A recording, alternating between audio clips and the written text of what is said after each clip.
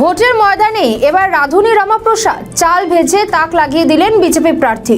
ভোটের হাওয়ায় মেজাজটাই আলাদা। সাধারণ মানুষের কাছাকাছি পৌঁছতে প্রার্থীরা কত কি না করেন, কিন্তু নারায়ণগড়ের বিজেপি প্রার্থী রমাপ্রসাদ গিরি যেন সবকিছুকে ছাপিয়ে যাচ্ছেন। কখনো তাকে দেখা যাচ্ছে পাড়ার সেলুনে ঢুকে দাড়ি কামাতে, আবার কখনো তিনি সাধারণ ভোটারের হেসেলে ঢুকে খুন্তি নাড়ছেন। এবার নারায়ণগড়ে প্রচার চলাকালীন হঠাৎই একটি সাধারণ পরিবারে ঢুকে পড়েন রমাপ্রসাদ বাবু। কাঠের উনুনে নিপুণ হাতে চাল ভেজে উপস্থিত সবাইকে তাক লাগিয়ে দেন। আজকে সকালে প্রচারে গিয়ে আপনি লোকের বাড়িতে চাল নাড়ছেন, কি বলবেন?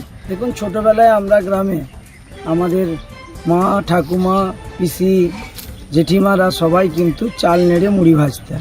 আর যখন তারা সকালে চাল নাড়তেন, রাত 4টা থেকে উঠে চাল নাড়া শুরু হতো। তো তখন আমরা কিন্তু যখন খুব ছোট, আমরা সবাই কিন্তু সেখানে হাত লাগাতাম। আমি দেখেছি মা উঠে গেলে বাবাকে একটু বলতো যে একটু তুমি চালটা নেড়ে দাও, আমি আসছি কাজটা ছেড়ে। তো এটা তো আমাদের স্বাভাবিক কাজকর্মের মতো, এটা কোনো ভোটের গিমিকও নয়। আর এটা আমাদের স্বাভাবিক গ্রাম বাংলার মানুষ এটা করেন। আমরাও গ্রাম বাংলার মানুষ, আমরা এটাতে অভ্যস্ত। দাদা, আগামী সোমবার আপনার এলাকা বেলদাতে মুখ্যমন্ত্রী মমতা ব্যানার্জির সভা রয়েছে, কি বলবেন? দেখুন, নারায়ণগড়ের মানুষ এখনও মুখ ফুরিয়ে নিয়েছেন তৃণমূল থেকে। ওরা বাইরে থেকে প্রচুর লোক আনবে, সেই জন্য বারবার জায়গা পরিবর্তন করছে। আগে শুনেছিলাম অভিষেক আসবে, এখন শুনছি মুখ্যমন্ত্রী আসবে, পরিবর্তন করছে। এটা তো ওদের দলের ব্যাপার। কিন্তু এইটুকু বলবো যে নারায়ণগড় মানুষ চিনে নিয়েছেন সব কিছু।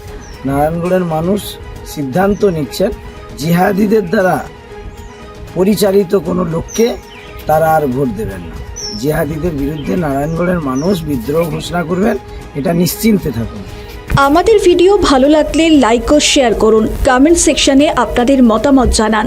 আরও ভিডিও পেতে আমাদের চ্যানেলটিকে সাবস্ক্রাইব করুন এবং প্রতি মুহূর্তে খবরের আপডেট পেতে প্রেস করুন বেল আইকন।